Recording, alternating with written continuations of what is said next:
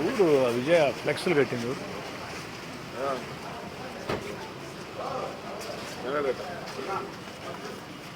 కొంచెం తలకాయ ఉందో లేదా అని అన్నా ఆదాల ప్రభారెడ్డికి ఇన్ఛార్జ్ ఇచ్చినప్పుడు మీ ఇంటి ముందు టపాసులు అందరూ కాల్ చేశారన్న.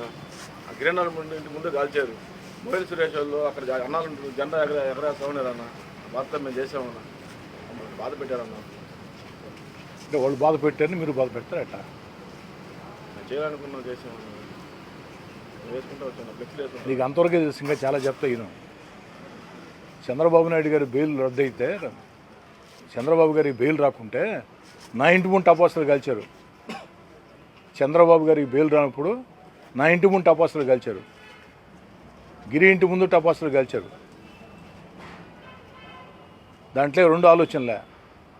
కానీ ఈరోజు కాదు, ఆ రోజే టపాసులు కాల్చిన వాళ్ళు ఫోన్ చేసి సవాల్ విసిరాం. ఇళ్లల్లో మేము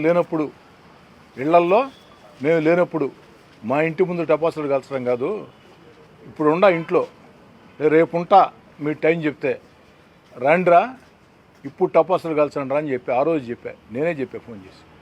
ఎవరు రాలేదే. ఆ రోజు అధికారం మన కాడ లేదు, వాళ్ళ కాడ అధికారం ఉంది. అధికారం లేదని మనమే భయపడలా. ఆ రోజే సవాల్ విసిరేవాళ్ళని. నువ్వు దానికే బాధపడుతున్నావు, నేను కాదనలా. నీ బాధని అర్థం చేసుకుంటా, నీ అభిమానానికి థ్యాంక్స్. కానీ వాళ్ళు చేశారని చెప్పని వాళ్ళ ఇళ్ళకి, వైఎస్ఆర్ కాంగ్రెస్ పార్టీ కార్పొరేటర్ల ఇళ్ళకి మీరు ఫ్లెక్స్లు కట్టడం కరెక్ట్ కాదు. నాకెన్నో అవమానాలు జరిగాయి, నాకు జరిగితే జరిగినాయి. నా భార్య నా ఇద్దరు కూతుర్లకి ఫోన్లు చేసి నీచంగా మాట్లాడి ఉండరు. నా భార్య నా ఇద్దరు కూతుర్లకి ఫోన్లు చేసి నీచంగా మాట్లాడి ఉండరు. నా మీద దుర్మార్గంగా రాజకీయాలకు సంబంధం లేకుండా వ్యక్తిగతంగా నా కుటుంబాన్ని ఛిద్రం చేయాలా, నా కుటుంబాన్ని ముక్కలు చేయాలని రకరకాల వీడియోలు సోషల్ మీడియాలో నేరుగా నా భార్య సెల్ ఫోన్కి, నా కుమార్తెల సెల్ ఫోన్కి పెట్టారు. నా భార్య కుమార్తెల సెల్ ఫోన్లు బయట వాళ్ళు తెలియవు కదా నెంబర్లు. నిన్నటిదాకా మొన్నటిదాకా మనతో ఉన్నోళ్ళే కదా. అధికారం పోయిన తర్వాత ఇష్టారాజ్యంగా పెట్టలేకపోయారు. రాజకీయంగా పెట్టచ్చు, తప్పులేదు. రాజకీయంగా మాట్లాడచ్చు, తప్పులేదు. కానీ ఘోరంగా నీచంగా మీరు చూశారు కదా, గ్రూపుల్లో పెట్టారు కదా. అవి నేరుగా నా భార్య నా కుమార్తెలకే పెట్టారు. నేను ఎంత బాధపడాలా? నాకు బాధ లేదని కాదు. ఇప్పుడు ఏమైంది? ఆ విధంగా పోస్టింగ్లు పెట్టారు, వేధించారు. నా మీద ఎన్ని కేసులు పెట్టారు మీరు చూశారు. ప్రజా సమస్యల పరిష్కారం కోసం పోరాటం చేయాలని పిలిపిస్తే హౌస్ అరెస్టులు చేశారు. నాతో ఉండి మిమ్మల్ని అందరినీ ఇబ్బంది పెట్టారు. ఇక్కడ ఉండే చాలామంది నాయకులు కార్యకర్తలని కారణాలు లేకుండా పోలీస్ స్టేషన్లో కూర్చోబెట్టారు.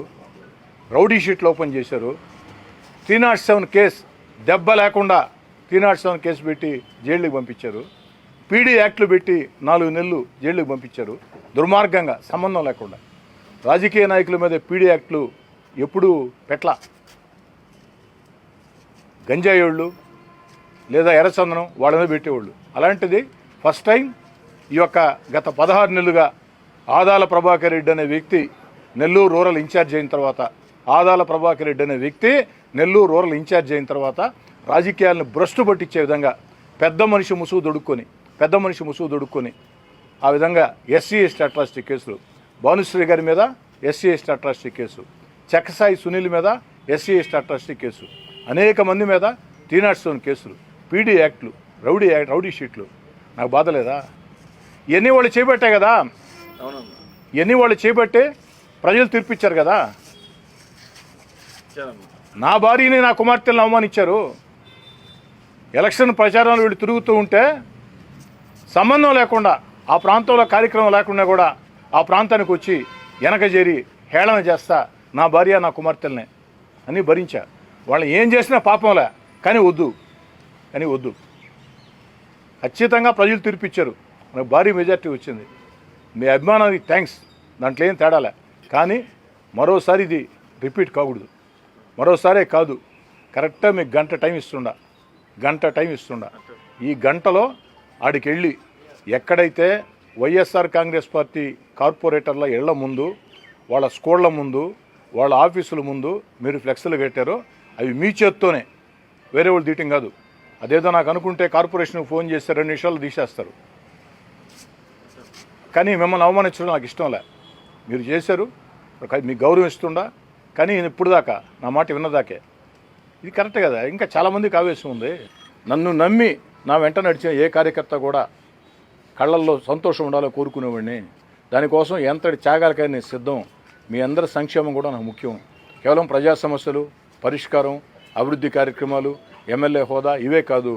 నా కోసం కష్టం చేసిన, నా కోసం నష్టపోయిన, నా కోసం ఇబ్బందులు పడిన, కష్టాల్లో నా వెంట నిలిచిన ప్రతి కార్యకర్త రుణం గత అధికార పార్టీ ఎమ్మెల్యేగా ఉన్నప్పుడు ఏ విధంగా తీర్చుకున్నాను, అధికారంలో గతంలో ఉన్నప్పుడు ఏ విధంగా తీర్చుకున్నాము, ఇప్పుడు కూడా అదే విధంగా తీర్చుకుంటా. దాంట్లో 2 ఆలోచన కూడా లేదు. ఆ రోజు చాలామందికి నేను చేశా. సగం మంది నాతో నిలబడ్డారు గట్టిగా, సగం మంది నాతో లేరు. నా వల్ల లబ్ధి పొందిన వ్యక్తులు ఆర్థికంగా లేదు, కార్పొరేటర్లుగా, దేవస్థానం చైర్మన్లుగా, ట్రస్ట్ బోర్డు సభ్యులుగా లబ్ధి పొందిన వాళ్ళు సగం మంది మిగిలారు, నాతోటి సగం మంది లేరు. కానీ అలాగని చెప్పని నేను ఆలోచన మార్చుకోను. ఖచ్చితంగా 16 నెలలు నా కోసం చాలామంది కష్టం చేశారు. నన్ను నమ్మి వైఎస్ఆర్ కాంగ్రెస్ పార్టీలో నుంచి చాలామంది కార్యకర్తలు, నాయకులు నాతో పాటు తెలుగుదేశం పార్టీలో చేరారు. నాకంటే ముందు 5 ఏళ్లుగా 10 ఏళ్లుగా 15 ఏళ్లుగా తెలుగుదేశం పార్టీలో పనిచేసే కార్యకర్తలు ఉన్నారు. నేను తెలుగుదేశం పార్టీలోకి వచ్చిన తర్వాత ఓ నమ్మకంతో, ఓ ధైర్యంతో ముందుకు వచ్చిన కార్యకర్తలు, నాయకులు ఉన్నారు.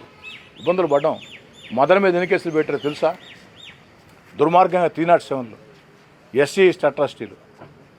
ఎట్లా పోయి ఇప్పుడు అందరూ స్విచ్లు ఆపేసి ఉన్నారే, వాళ్ళలో కూడా లేరే. నిన్న వాళ్ళ గొడవ చూశారు కదా. వాళ్ళ గొడవ వైఎస్ఆర్ కాంగ్రెస్ పార్టీ కార్యకర్తలే ప్రలోభాలకు గురి చేసి కొంతమంది మనతో ఉంటే వాళ్ళని చేర్చుకున్నారు వైఎస్ఆర్ కాంగ్రెస్ పార్టీలో.